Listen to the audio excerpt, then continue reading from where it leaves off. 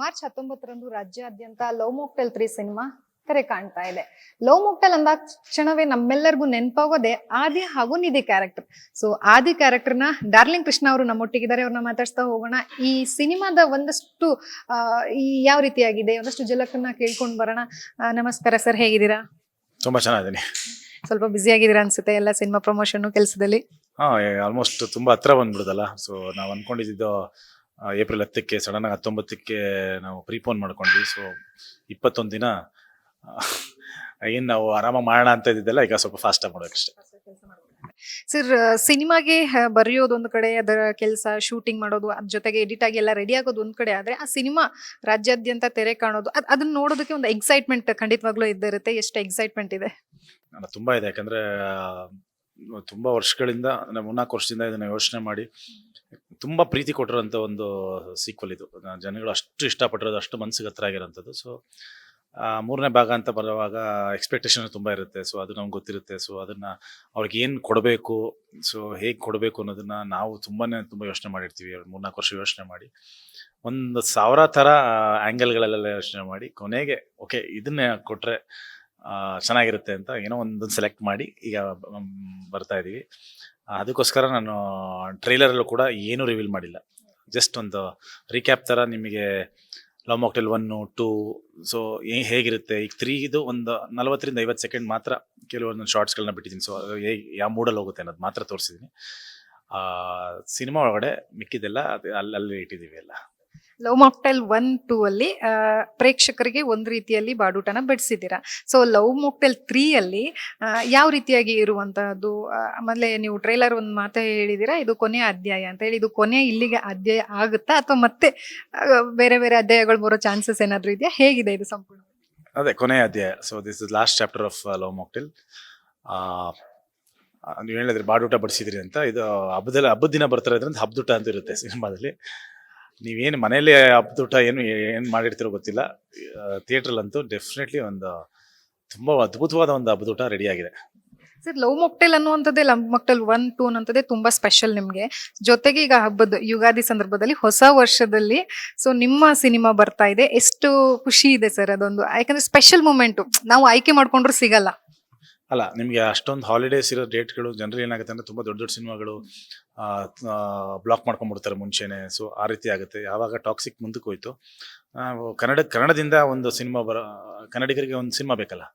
So ಬರೀ ಬೇರೆ ಭಾಷೆ ಸಿನಿಮಾಗಳಲ್ಲೇ ರಿಲೀಸ್ ಆದಾಗ ನಮ್ಮ ಸಿನಿಮಾ ನೋಡಬೇಕು ಅಂತ ಆಡಿಯನ್ಸ್ ಕಾಯ್ತಾ ಇರ್ತಾರೆ ಕನ್ನಡದವರು. ಸೊ ಅವ್ರಿಗೆ ಲವ್ ಮಾಕ್ಟೇಲ್ ಕೊಡೋಣ ಈ ಸತಿ ಅಂತ ಇಮಿಡಿಯೇಟಾಗಿ ಡಿಸೈಡ್ ಮಾಡಿ ವಿತಿನ್ ಹಾಫ್ ಆನ್ ಅವರ್ ಅವ್ರು ನನಗೆ ಹೇಳಿ ಹಾಫ್ ಆನ್ ಅವರ್ಗೆ ಇಲ್ಲ ಮಾಡೋಣ ಅಂತ ಪಡಾರ ಅಂತ ಅನೌನ್ಸ್ ಮಾಡಿದ್ವಿ.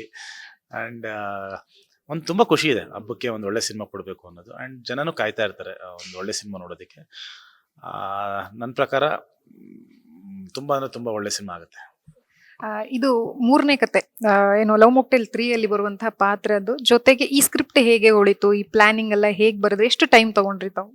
ಒಂದು 3 ವರ್ಷ ಬರ್ದಿದ್ವಿ. 3 ವರ್ಷ ಒಂದು ಕತೆ ಬರ್ದಿದ್ವಿ. ಅದು ಯಾಕೋ ಸ್ಯಾಟಿಸ್ಫೈ ಆಗಲಿಲ್ಲ. ಅದನ್ನು ಚೇಂಜ್ ಮಾಡಿ ಇನ್ನೊಂದು ಥರದಲ್ಲಿ ಏನೋ ಯೋಚನೆ ಮಾಡಿದ. ನಿಮಗೆ ಕತೆ ಬಗ್ಗೆ ಜಾಸ್ತಿ ಹೇಳೋಕ್ಕಾಗಲ್ಲ, ಯಾಕಂದರೆ ಬಹುಶಃ ರಿಲೀಸ್ ಆದಮೇಲೆ ಅದ್ರ ಬಗ್ಗೆ ಮಾತಾಡ್ಬೋದು. ಸೊ ಅದು ಹಿಂಗೆ ಉಳಿತು, ಯಾಕೆ ಉಳಿತು ಅಂತೆಲ್ಲ ಅದು ಆಮೇಲೆ ಮಾತಾಡ್ಬೋದು. ಬಟ್ ಡೆಫಿನೆಟ್ಲಿ ಒಂದು ಕ್ಯೂರಿಯಾಸಿಟಿ, ನಿಮಗೆ ಲವ್ ಮಾಕ್ಟೇಲ್ಗೆ ಏನೇನು ಎಕ್ಸ್ಪೆಕ್ಟ್ ಮಾಡ್ತೀರಾ, ಒಂದು ಎಮೋಷನ್ ಆಗ್ಬೋದು, ಒಂದು ಫನ್ ಆಗ್ಬೋದು, ಒಂದು ನಾಸ್ಟಾಲಜಿ ಆಗ್ಬೋದು, ಒಂದು ರಿಲೇಟಬಿಲಿಟಿ ಆಗ್ಬೋದು. ಸೊ ನೀವೆಲ್ಲ ಏನು ಎಕ್ಸ್ಪೆಕ್ಟ್ ಮಾಡ್ತೀರಾ ಖಂಡಿತವಾಗ್ಲೂ ಅದನ್ನೆಲ್ಲನೂ ಲವ್ ಮಾಕ್ಟೇಲ್ ಇಟ್ಟಿದ್ದೀನಿ 3 ಅಲ್ಲಿ. ಡಾರ್ಲಿಂಗ್ ಕೃಷ್ಣ ಅಂದ್ರೆ ಒಂದು ಪ್ಯಾಕೇಜ್ ಅನ್ಸ್ಬಿಟ್ಟಿದೆ ಎಲ್ರಿಗೂ, ಯಾಕಂದ್ರೆ ರೈಟಿಂಗು, ಡೈರೆಕ್ಟಿಂಗು, ಆಮೇಲೆ ಜೊತೆಗೆ ಆಕ್ಟಿಂಗು ಎಲ್ಲವನ್ನ ನಿಭಾಯಿಸ್ತೀರಾ. ಸೊ ನಿಮ್ಗೆ ಇದ್ರಲ್ಲಿ ಯಾವ ಕ್ಯಾರೆಕ್ಟರ್ ಅಂದ್ರೆ, ಈಗ ಬರ್ದಿರೋದನ್ನ ನೀವು ಪ್ರೆಸೆಂಟ್ ಮಾಡೋದು ಕಷ್ಟ ಅನ್ನಿಸ್ತಾ, ಅಥವಾ ಕಷ್ಟ ಅನ್ನೋದು ಅಫ್ಕೋರ್ಸ್ ಅನ್ಸಲ್ಲ ಅನ್ಕೋತ, ಯಾಕಂದ್ರೆ ಇಷ್ಟಪಟ್ಟು ಮಾಡ್ತಾ ಇರೋದ್ರಿಂದ. ಸೊ ಇದ್ರಲ್ಲಿ ತುಂಬಾ ಸ್ಪೆಷಲ್ ನಿಮ್ಗೆ ಯಾವ್ದು ಅನ್ಸುತ್ತೋ, ಬರವಣಿಗೆನ ಅಥವಾ ಡೈರೆಕ್ಟ್ ಮಾಡೋದಾಗಿರ್ಬೋದು ಅಥವಾ ಆಕ್ಟಿಂಗ್? ಸಿನಿಮಾ ಆಗೋದೇ ರೈಟಿಂಗಲ್ಲಿ. ಸೊ ನನ್ನ ಪ್ರಕಾರ writing is the biggest and the most important stage ಅದು.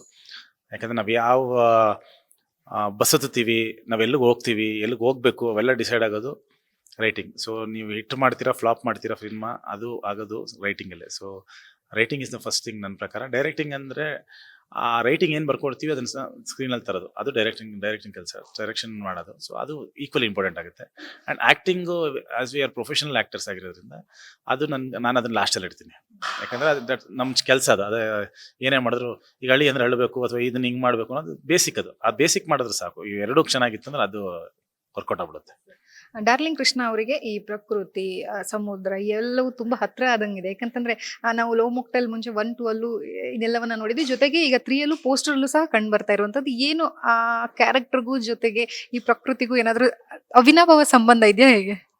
ನಿಮ್ನೆ ಫೀಲ್ ಗುಡ್ ಸಿನಿಮಾ ಮಾಡೋದು ನಾನು. ಸೊ ನಿಮಗೆ ಫೀಲ್ ಗುಡ್ಡು, ನಿಮ್ಗೊಂದು ಎಮೋಷನ್ನು, ಅದು ಯಾವಾಗಲೂ ಪ್ರಕೃತಿ ಜೊತೆ ಇದ್ದಾಗ ನಿಮಗೆ ಅದು ಕನೆಕ್ಟ್ ಆಗೋ ರೀತಿ, ಅದು ಈಗ ಮನಸ್ಸಿಗೆ ನಾವು ಒಂದು ಖುಷಿ ಕೊಡ್ತಾ ಇರ್ತೀವಿ, ಮನಸ್ಸಿಗೆ ಒಂದು ನೋವು ಕೊಡ್ತಾ ಇರ್ತೀವಿ, ಅಥವಾ ಮನಸ್ಸಿಗೆ ಏನೋ ಒಂದು ಕೊಡ್ತಾ ಇರ್ತೀವಿ ನಿಮಗೆ.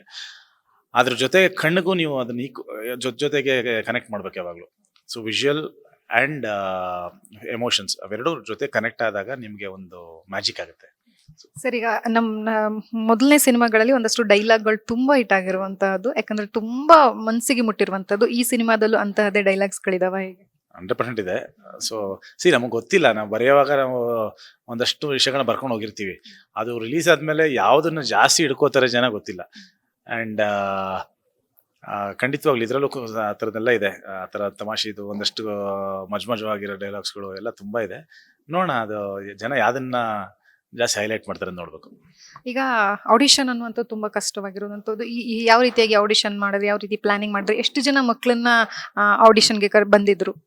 ಒಂದು 5-6 ಸಾವಿರ ನಮಗೆ ಮೇಲ್ ಬಂದಿತ್ತು ನಾವು ಆಡಿಷನ್ ಕರೆದಾಗ. ಸೊ ಫಸ್ಟ್ ಏನಾಗಿತ್ತು ಅಂದ್ರೆ ಒಂದು 2-3 ಜನ ಕರೆಸಿದ್ದೆ.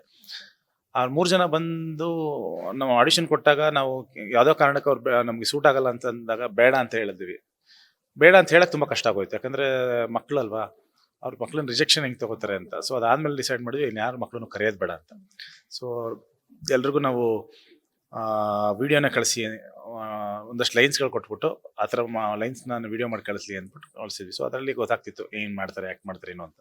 ಅದರಲ್ಲಿ ಯಾರ ಫೇಸು ಮತ್ತು ಆ್ಯಕ್ಟಿಂಗ್ ಸ್ಕಿಲ್ಲು ನಮ್ಮ ಕತೆಗೆ ಮ್ಯಾಚ್ ಆಗುತ್ತೆ ಅಂಥವ್ರನ್ನ ನಾವು ಸೆಲೆಕ್ಟ್ ಮಾಡಿ ಫೈನಲ್ ಮಾಡಿದ್ವಿ.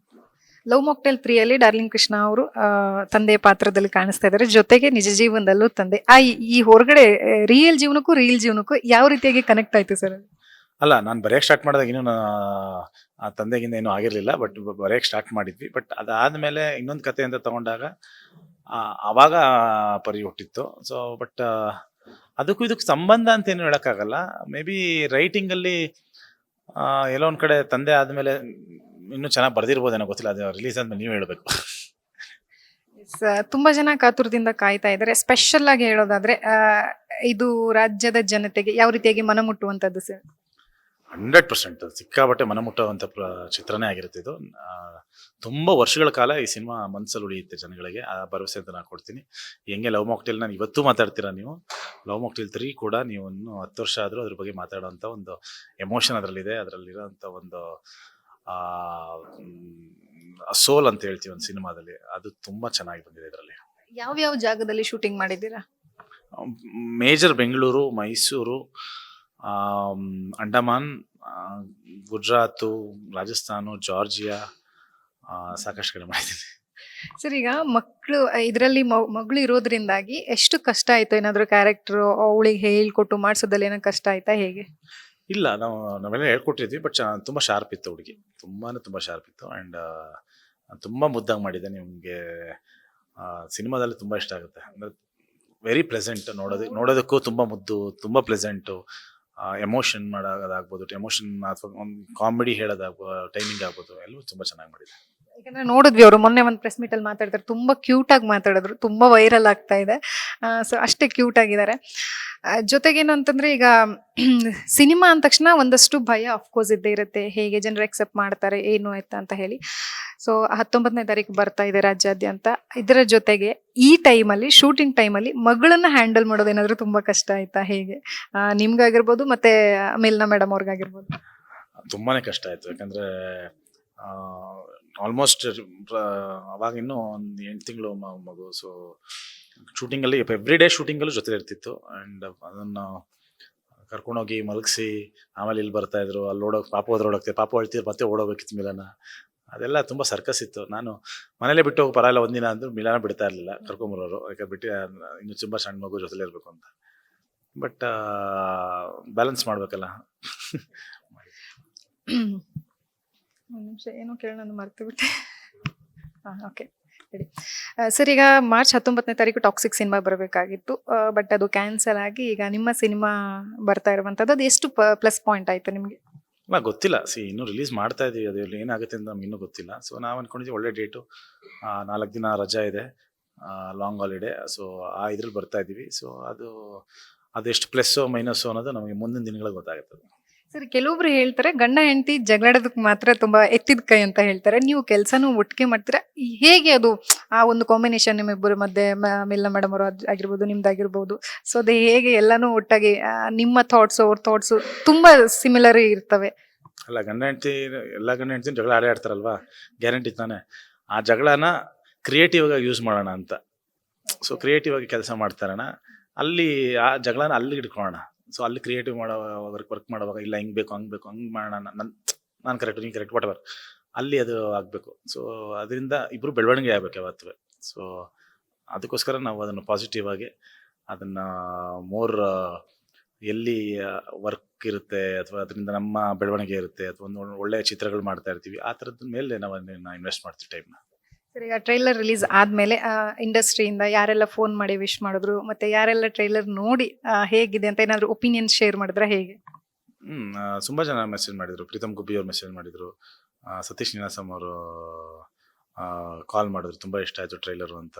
ಆ್ಯಂಡ್ ನಮ್ಮ ಪೃಥ್ವಿ ಶಾಮ್ನವರು ಅವರು ಫೋನ್ ಮಾಡಿದರು, ಸಖತ್ ಇಷ್ಟ ಆಯಿತು ಟ್ರೈಲರ್ ಅಂತ. ಸಾಕಷ್ಟು ಜನ ಹಂಗೆ ಕಾಲು ಮೆಸೇಜು ಎಲ್ಲ ಮಾಡಿದ್ದಾರೆ. Love mocktail 1, love mocktail 2, love mocktail 3 ಈ ಮೂರುಗಳನ್ನ ನೋಡೋದಾದ್ರೆ, ಲವ್ ಮೊಕ್ಟೆಲ್ 1 ನಲ್ಲಿ ಅನುಭವನೂ ಒಂದು ಡಿಫ್ರೆಂಟ್ ಇರುತ್ತೆ, 2 ಅಲ್ಲೂ ಡಿಫ್ರೆಂಟ್ ಅನುಭವ ಇರುತ್ತೆ, 3 ಅಲ್ಲೂ ಡಿಫ್ರೆಂಟ್ ಅನುಭವ ಇರುತ್ತೆ ಅಂತ ಅನ್ಕೊಂಡಿದ್ದೀನಿ. ಸೊ ಆ ಮೂರರ ಅನುಭವವನ್ನ ಹೇಳೋದಾದ್ರೆ, ಅಂದ್ರೆ 1, 2, 3 ಯಾವ ಚಿತ್ರದಲ್ಲಿ ಏನನ್ನ ನೀವು ಕಲ್ತ್ಕೊಂಡ್ರಿ, ಅಥವಾ ಡಿಫ್ರೆಂಟ್ ಆಗಿರುವಂತ ಏನಾದ್ರು ಎಕ್ಸ್ಪೀರಿಯನ್ಸ್ ಆಯ್ತಾ, ಹೇಗೆ? ನನ್ನ ಲಾಸ್ಟ್ 6 ವರ್ಷದಿಂದ 6ರಿಂದ 7 ವರ್ಷದಿಂದ ಈ ಲವ್ ಮಾಕ್ಟೇಲ್ ಮಾಡ್ತಾ ಬಂದಿದ್ದೀನಿ. ಸೊ ಅದು ನಾನು ಬೆಳೀತಾ ಇದ್ದೀನಿ, ಅದ್ರ ಜೊತೆ ನಾನು ಕಲಿತಾ ಇದ್ದೀನಿ. ಸೊ ಪ್ರತಿ ಸಿನಿಮಾನು ನಾನು ಏನೇನು ಕಲಿತೀನಿ ಹೊರಗಡೆಯಿಂದ ಅದು ಡೈರೆಕ್ಟ್ಲಿನೋ ಇಂಡೈರೆಕ್ಟ್ಲಿನೋ ಸಿನಿಮಾಗೆ ಅದು ಇನ್ಫ್ಲುಯೆನ್ಸ್ ಮಾಡ್ತಾನೆ ಇರುತ್ತೆ. ಆ್ಯಂಡ್ 3 ಸಿನಿಮಾನು ಬೇರೆ ಜಾನರ್ ಸಿನಿಮಾಗಳು. ಸೊ ಒಂದೇ ಸೀರೀಸ್ ಆದ್ರೂ ನಿಮಗೆ ಜಾನರ್ ಬಂದು ಲವ್ ಮಾಕ್ಟೇಲ್ 1 ಬಂದು ನಿಮಗೆ coming of age, love mocktail 2 ಬಂದು ಸೈಕಾಲಜಿಕಲ್ ಥ್ರಿಲ್ಲರ್ ಥರ ಅದೊಂದು, ಲವ್ ಮಾಕ್ಟೇಲ್ 3 ಬಂದು it's a family drama. So ನಿಮಗೆ ಕಂಪ್ಲೀಟ್ಲಿ 3 ಬೇರೆ ಬೇರೆನೇ ಜಾನರ್ಗಳು. ಆ್ಯಂಡ್ 3 ಅದರದೇ ಆದ ಒಂದು ಸ್ಪೆಷಾಲಿಟಿ ಇದೆ, ಅದರದೇ ಆದ ಒಂದು ಅನುಭವ ಇದೆ, ಅದರದೇ ಆದ ಒಂದು ಮೆಮೊರೀಸ್ ಕೊಟ್ಟಿದೆ. ಲವ್ ಮೊಕ್ಟೆಲ್ 1, 2 ಅಲ್ಲಿರುವಂತ ಯಾವೆಲ್ಲ ಕ್ಯಾರೆಕ್ಟರ್ಗಳು ಲವ್ ಮೊಕ್ಟೆಲ್ 3 ಅಲ್ಲಿ ನೋಡ್ಬೋದು? ಆಲ್ರೆಡಿ ಟ್ರೈಲರ್ ತೋರಿಸಿದ್ದೀನಿ, ಕೆಲವು ಕ್ಯಾರೆಕ್ಟರ್ಗಳು ತೋರಿಸಿದ್ದೀನಿ. ಹೆಂಗೆ ನಾವು ಕ್ಯಾರೆಕ್ಟರ್ ಮಾತ್ರ ಇರಲ್ಲ, ಅದೊಂದು ಮಿಸ್ ಆಗುತ್ತೆ. ಅದು ಬಿಟ್ಟರೆ ಇನ್ನು ಆಲ್ಮೋಸ್ಟ್ ಎಲ್ಲ ಕ್ಯಾರೆಕ್ಟರ್ ಇರುತ್ತೆ. ಅಂದರೆ ಲವ್ ಮಾಕ್ಟೇಲ್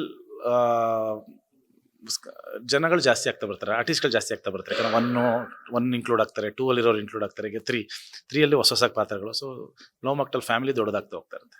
ಸರ್, ಪ್ರತಿಯೊಬ್ಬ ಕಲಾವಿದನಿಗೂ ಒಂದು ಆಸೆ ಅಫ್ಕೋರ್ಸ್ ಇದ್ದೇ ಇರುತ್ತೆ, ನಾನು ಇಂತಹ ಕ್ಯಾರೆಕ್ಟರ್ ಅಲ್ಲಿ ಕಾಣಿಸ್ಬೇಕು ಅನ್ನುವಂಥದ್ದು. ಈ ಲವ್ ಮೊಕ್ಟೆಲ್ ನ ಹೊರತುಪಡಿಸಿ ನೋಡೋದಾದ್ರೆ ನಿಮ್ಗೆ ಯಾವ ಕ್ಯಾರೆಕ್ಟರ್ ಅಲ್ಲಿ ಇಂತಹ ಸಿನಿಮಾ ಮಾಡ್ಬೇಕು, ಇಂತಹ ಕ್ಯಾರೆಕ್ಟರ್ ಅಲ್ಲಿ ನಾನು ಕಾಣಿಸ್ಕೋಬೇಕು ಅನ್ನುವಂತ ಆಸೆ ಇದೆ? ನಂಗೆ ಆ ಥರ ಕ್ಯಾರೆಕ್ಟರ್ನಲ್ಲಿ ಕಾಣಿಸ್ಕೋಬೇಕು ಅನ್ನೋ ಆ ಥರದ ಆಸೆ ಅಲ್ಲ, ಒಳ್ಳೆ ಸಿನಿಮಾದಲ್ಲಿ ಇರಬೇಕು ಅಂತ ಅಷ್ಟೇ. ಅದ್ರಲ್ಲಿ ನನ್ನ ಕ್ಯಾರೆಕ್ಟರ್ ಎಷ್ಟು ಹೈಲೈಟ್ ಇದೆಯೋ ಇಲ್ವೋ ಸೆಕೆಂಡ್ರಿ. ಒಳ್ಳೆ ಸಿನಿಮಾಗಳಲ್ಲಿ ನಾವಿರಬೇಕು, ಯಾವತ್ತು ಜನ ಇಷ್ಟಪಡುವಂಥ ಸಿನಿಮಾದಲ್ಲಿ ನಾವು ಇದ್ರೆ ಚೆನ್ನಾಗಿರುತ್ತೆ. ಮಾರ್ಚ್ 19ನೇ ತಾರೀಕು ನಿಮ್ಮ ಸಿನಿಮಾ ತೆರೆ ಕಾಣ್ತಾ ಇದೆ. ಕರುನಾಡಿನ ಜನತೆಗೆ ತಾವೇನು ಹೇಳ್ತೀರಾ? ಒಂದು ಯುಗಾದಿ ಹಬ್ಬದ ದಿನ ಒಂದು ಅದ್ಭುತವಾದ ಒಂದು ಚಿತ್ರ ಲವ್ ಮಾಕ್ಟೇಲ್ 3 ಡೆಫಿನೆಟ್ಲಿ ಈ ವರ್ಷದ ನನ್ನ ಪ್ರಕಾರ one of the best films love mocktail 3 ಆಗೇ ಆಗುತ್ತೆ.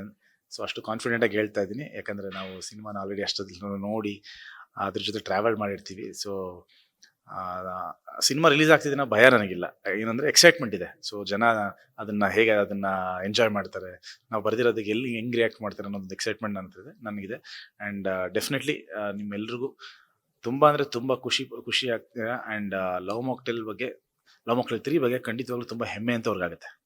ಸರ್, ಕೊನೆಯದಾಗಿ ಏನು ಅಂತಂದ್ರೆ, ಆಫ್ಟರ್ ಲವ್ ಮಾಕ್ಟೇಲ್ ಏನೆಲ್ಲ ಪ್ಲಾನಿಂಗ್ಸ್ಗಳಿದಾವೆ, ಮತ್ತೆ ಕೃಷ್ಣ ಅವರು ಬೇರೆ ಬೇರೆ ಸಿನಿಮಾಗಳ ಮುಖಾಂತರವಾಗಿ ಏನಾದ್ರು ಬರುವಂತ ಸಾಧ್ಯತೆ ಇದೆಯಾ ಅತಿ ಶೀಘ್ರದಲ್ಲಿ? ಆದರೆ ಫಾದರ್ ರೆಡಿ ಆಗಿದೆ. ಸೊ ಬಹುಶಃ ಅದೊಂದು ಜೂನ್, ಜುಲೈ, ಆಗಸ್ಟ್ ಈ ಟೈಮಲ್ಲಿ ಪ್ಲಾನ್ ಮಾಡ್ತಾ ಅದು ಆಲ್ಮೋಸ್ಟ್ ರೆಡಿ ಇದೆ, ರಿಲೀಸ್ಗೆ ರೆಡಿ ಮಾಡ್ಕೊಂಡಿದ್ದಾರೆ. ಅದು ಬರುತ್ತೆ. ಅದು ಬಿಟ್ಟು ಇನ್ಯಾವುದು ನಾನು ಸೈನ್ ಮಾಡಿಲ್ಲ. Thank you sir, all the best. So ನೋಡಿದ್ರಲ್ಲ, ಡಾರ್ಲಿಂಗ್ ಕೃಷ್ಣ ಅವರು ಲವ್ ಮಾಕ್ಟೇಲ್ 3 ಬಗ್ಗೆ ಸಾಕಷ್ಟು ವಿಚಾರಗಳನ್ನ ನಮ್ಮೊಟ್ಟಿಗೆ ಹಂಚ್ಕೊಂಡ್ರು. ಇದೇ ಮಾರ್ಚ್ 19ನೇ ತಾರೀಕು ರಾಜ್ಯಾದ್ಯಂತ ತೆರೆ ಕಾಣ್ತಾ ಇದೆ. ನೀವು ವಿಸಿಟ್ ಮಾಡಿ ಲವ್ ಮಾಕ್ಟೇಲ್ ಸಿನಿಮಾನ ನೋಡಿ ನಿಮ್ಮ ಅಭಿಪ್ರಾಯನ ತಿಳಿಸಿ ಅನ್ನುವಂಥದ್ದನ್ನ ಅವರು ಹೇಳಿರೋದು. ಕ್ಯಾಮ್ರಾ ಪರ್ಸನ್ ಗುರುರಾಜ್ ಜೊತೆ ಲಕ್ಷ್ಮೀ ಬಾಗಲಕೋಟಿ, ಅಶ್ವಗ ನ್ಯೂಸ್, ಬೆಂಗಳೂರು.